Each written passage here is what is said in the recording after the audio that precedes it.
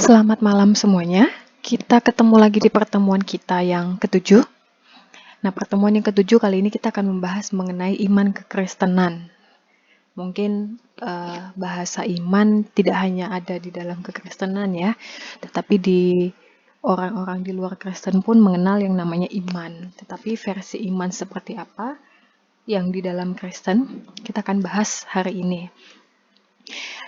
Beberapa yang akan kita bahas adalah poin-poinnya pengertian iman, harapan, iman dan pengharapan dalam Kristus, serta hidup dalam iman dan pengharapan. Nah, kalau kita bicara tentang iman gitu ya, iman itu adalah segala yang kalau misalnya diambil arti bahasanya iman itu adalah apa yang kita percayai. Apa yang kita imani, apa yang kita percayai di dalam kehidupan kita. Sehingga apa yang kita percaya itu membuat kita berpaut padanya, membuat kita menjadi salah satu bagian di dalamnya. Bahkan bisa jadi pengikut gitu ya terhadap apa yang kita percayai. Nah, kata iman juga itu menjadi dasar pilar di dalam kekristenan, iman, pengharapan, dan kasih. Jadi di dalam kekristenan, dasarnya itu adalah iman. Setelah kita memiliki iman, maka kita akan berani untuk berharap. Bagaimana bisa kita beriman kepada Kristus? Bagaimana bisa kita berharap kepada Kristus kalau kita tidak mempercayainya, kalau kita tidak beriman padanya. Nah, setelah kita beriman padanya, kita berani berharap untuk selanjutnya kita bisa mengasihi, gitu ya, mengasihi sesama kita. Seperti kata Korintus, demikianlah tinggal ketiga hal ini, yaitu iman, pengharapan, dan kasih. Dan yang paling terbesar di antaranya adalah kasih. Jadi memang yang paling besar itu tetap kasih, tetapi kasih itu akan menjadi besar ketika ada iman di dalamnya. Dan iman akan diwujudkan, dibuktikan dengan harapan-harapan pada Kristus. Jadi iman itu apa? Kalau menurut Galatia 11, iman itu adalah dasar segala sesuatu yang kita harapkan. Jadi kalau misalnya kita melihat di luar Kristen mengatakan bahwa iman itu adalah apa yang kita percayai, gitu ya. Tetapi di dalam kekristenan, iman itu adalah segala sesuatu, bahkan dasar dari segala sesuatu yang kita harapkan. Apapun harapan kita, dasarnya itu harus iman. Artinya, harapan itu adalah harapan yang baik, bukan harapan yang mencelakakan. Dan buktinya, itu adalah iman. Walaupun kita belum bisa melihat buktinya dari harapan kita, tetapi karena kita memiliki iman, kita berkeyakinan bahwa itu pasti akan terjadi. Gitu ya, pasti kita akan memilikinya asal itu memang yang baik.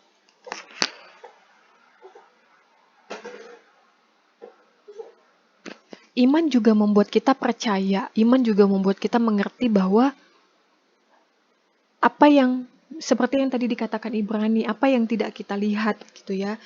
Kita nggak pernah melihat bagaimana penciptaan alam semesta. Ya kan? Kita tidak pernah bisa melihat bagaimana Tuhan menciptakan manusia dan segala isinya. Tetapi melalui firman Allah dan kita meletakkan dasar iman kita kepada Kristus, firman yang kita baca itu membuat kita meyakini. Walaupun kita tidak melihat, tetapi kita yakin bahwa segala alam semesta ini, itu penciptanya adalah Allah. Bahkan sampai muncul ya, ada teori-teori yang mengatakan bahwa bumi terbentuk dari pecahan atom, gitu ya.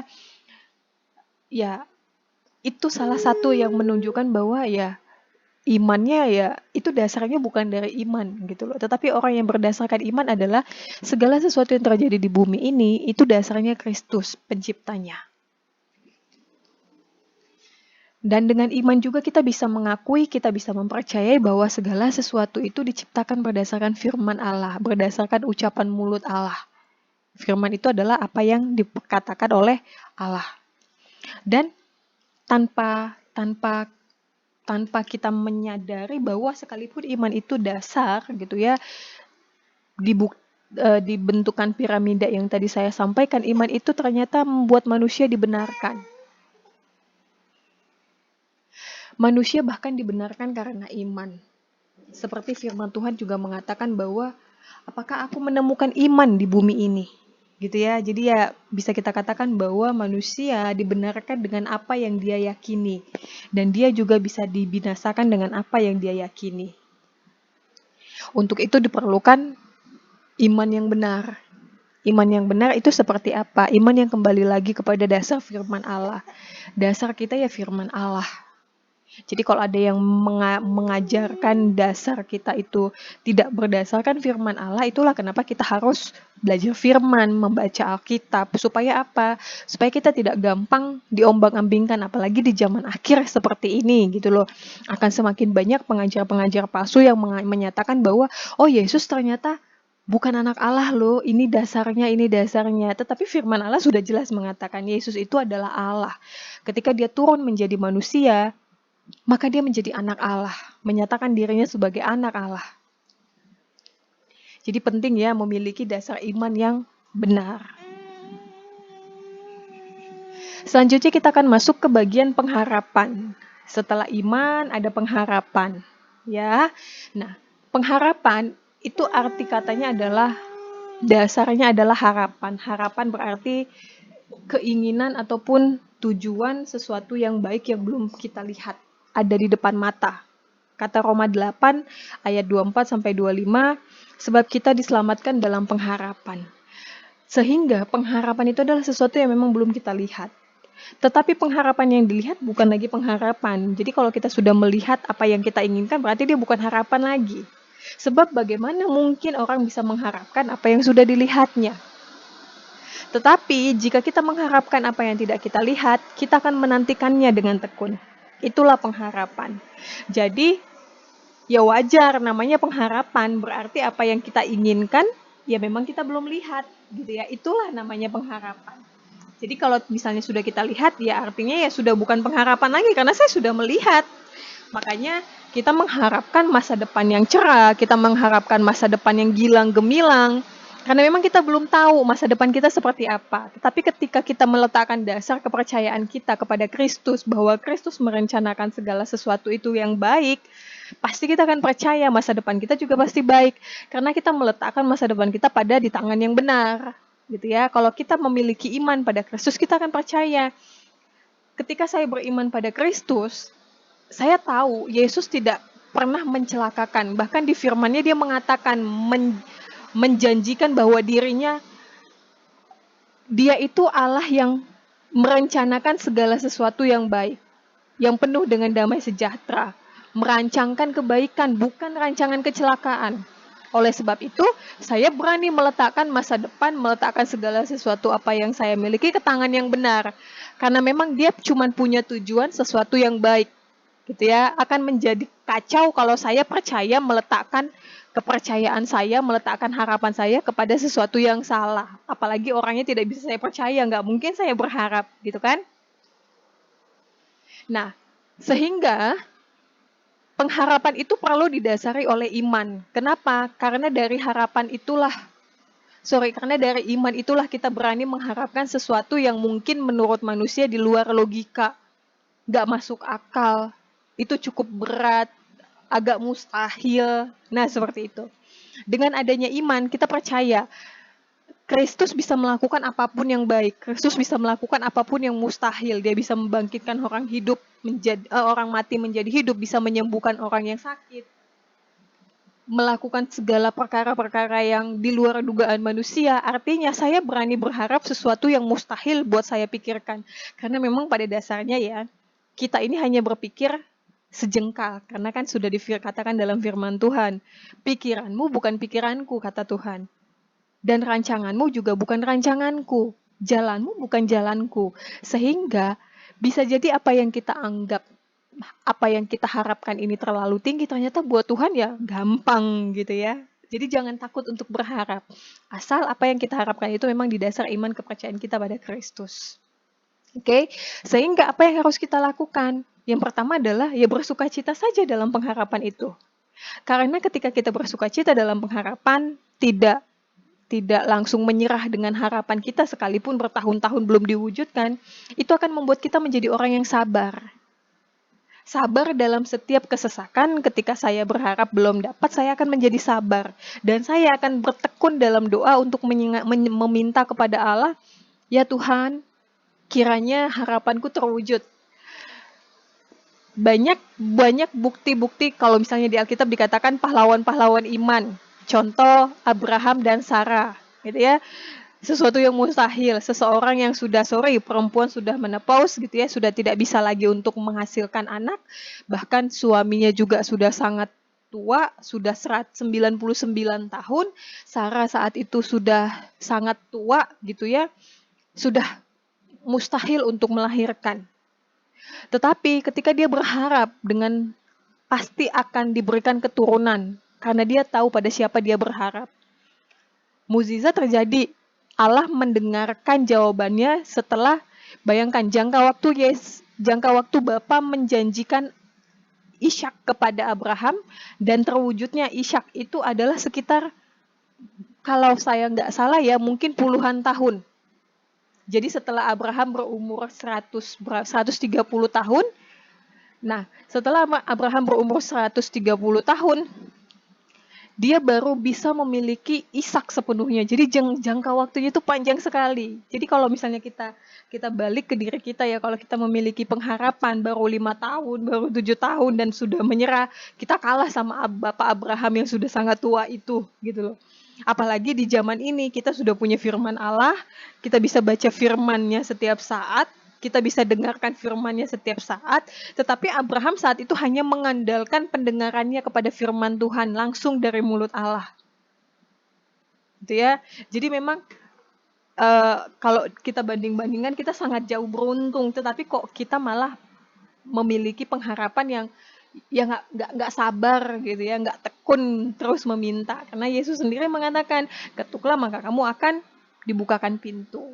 Mintalah maka kamu akan mendapat.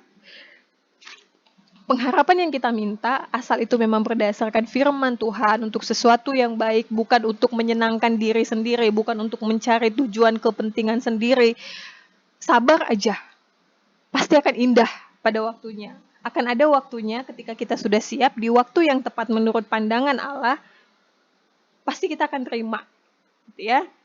Dan pengharapan itu akan membuat kita berpegang pada Kristus, gitu ya. Membuat kita selalu melihat apa yang sudah terlewat itu menjadi sebuah pelajaran. Pengharapan itu akan membuat kita sering menilas balik apa yang sudah kita lewati ketika kita belum memilikinya. Selanjutnya, pengharapan itu ternyata kuat loh. Seperti sauh yang kuat. Sauh itu seperti jangkar. Ketika kapal sudah melepaskan jangkarnya di tengah laut, artinya kapal tidak akan bergerak kemana-mana. Ombak pun tidak bisa menggerakkannya. Jadi pengharapan itu seperti jangkar yang sangat kuat yang tidak bisa diombang-ambingkan. Selain itu, setelah kita mengerti apa artinya pengharapan, maka kalau kita sudah menyadari iman kita harus berjalan ke iman yang benar, kembalikan ke iman yang benar, maka teguhlah di dalam iman itu. Jangan mau digoncang, jangan mau digeser. Apa yang sudah kamu dengarkan, yang sudah diajarkan kepadamu tentang yang benar, ya pertahankanlah itu. Karena cuma jalan itulah yang kita memiliki modal kita untuk kembali kepada Bapa. Bukan perbuatan baik yang menjadi modal kita untuk kembali kepada Bapa, tetapi iman, pengharapan, dan kasih yang kita miliki. Jadi pegang terus imanmu, jangan mau demi apapun, jangan pernah mau untuk digoncangkan. Karena semua yang ada di kolong langit ini bisa musnah, semua yang di kolong langit ini bisa hilang. Itu ya, jadi segitu berharganya iman dan pengharapan itu.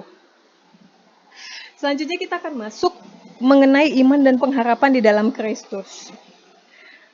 Kenapa saya sekali lagi menegaskan bahwa kita perlu memiliki iman yang benar. Iman yang benar apa? Dasarnya adalah Kristus. Iman itu dasarnya kepada Kristus. Roma 5 mengatakan bahwa ternyata pengharapan kita itu tidak pernah mengecewakan. Sekalipun seketika kita tutup mata, kita belum melihat apa yang kita harapkan, dia pasti tetap tidak akan mengecewakan. Karena Allah tidak pernah menjanjikan sesuatu yang akan kembali kepadanya tidak ada.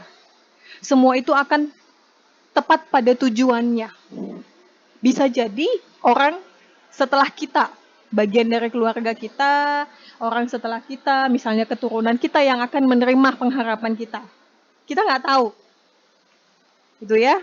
Sama seperti Daud yang ingin mendirikan bait suci, tetapi Allah mengatakan bahwa kemegahan itu nanti semuanya akan diteruskan oleh Salomo. Jadi Daud tidak mendapatkan apa yang belum melihat apa yang dijanjikan Allah kepadanya. Tetapi Salomo lah yang menerima janji itu. Jadi seperti itulah pengharapan. Dia tidak akan pernah mengecewakan. Karena memang dasar pengharapannya itu adalah karena kasih Allah yang telah dicurahkan oleh Roh Kudus di dalam hati kita. Sehingga marilah kita berpegang teguh pada pengakuan tentang pengharapan kita. Karena ingat, Dia yang menjanjikan itu adalah Allah yang setia. Bayangkan Allah berjanji dari zaman Abraham bahwa Ia akan memberikan keturunan yang sangat banyak seperti bintang di langit dan pasir di laut yang tidak akan bisa terhitung banyaknya. Dan Dia sudah berjanji dari awal mulanya bahwa Dia akan memberkati bangsa Israel. Sampai sekarang, hampir sampai saat ini pun kita mendengarkan orang mengatakan bahwa bangsa Israel adalah orang-orang yang sangat pintar, orang-orang yang sangat amazed gitu ya. Tetapi memang tetap bangsa Israel dengan kekerasan hatinya, kekerasan kepalanya. Tetapi gimana pun jangan pernah ikuti untuk mengutuki bangsa yang menjadi pilihan Allah. Oke? Jadi ingatlah, pengharapan dan iman itu tidak akan pernah mengecewakan kita. Kalau kita sudah berharap, jangan pernah kembali dengan sia-sia. Tetap terus berharap dan jangan pernah menyerah. Karena memang Dia yang menjanjikan itu, sehingga kita berani berharap, itu adalah Allah yang setia. Dan itu sudah terbukti kesetiaannya dari zaman dahulu hingga sekarang. Lalu, bagaimana kita bisa hidup dalam pengharapan? Poinnya ada 3 yang saya lihat. Yang pertama adalah sekalipun kita belum menerima, tetapi jangan pernah berhenti untuk berharap. Yang kedua, pengharapan itu ternyata membuat kita menjadi aktif. Aktif seperti apa? Pengharapan itu akan membuat kita menjadi orang yang selalu bersabar, selalu tekun untuk berdoa. Kita menjadi orang yang aktif di hadapan Allah. Dengan tekun berdoa untuk terus mengingatkan, untuk Allah itu nggak pernah lupa, tetapi kita menyampaikan terus keinginan kita pada Allah. Dan poin yang ketiga menurut saya adalah bagaimana hidup dalam pengharapan, ya kita harus beriman terlebih dahulu yang benar. Beriman yang benar kepada Allah, lalu bangunlah harapan yang baik kepada Kristus. Oke, sampai di sini dulu materi saya yang mengenai hari ini, mengenai iman dan pengharapan. Saya harap menjadi pembelajaran buat kita semua dan saya pun belajar dari semuanya ini, gitu ya. Jika ada yang salah, saya mohon maaf. Kalau ada yang ingin ditanyakan, bisa tanyakan ke saya. Tuhan Yesus memberkati kita semua. Shalom dan selamat malam.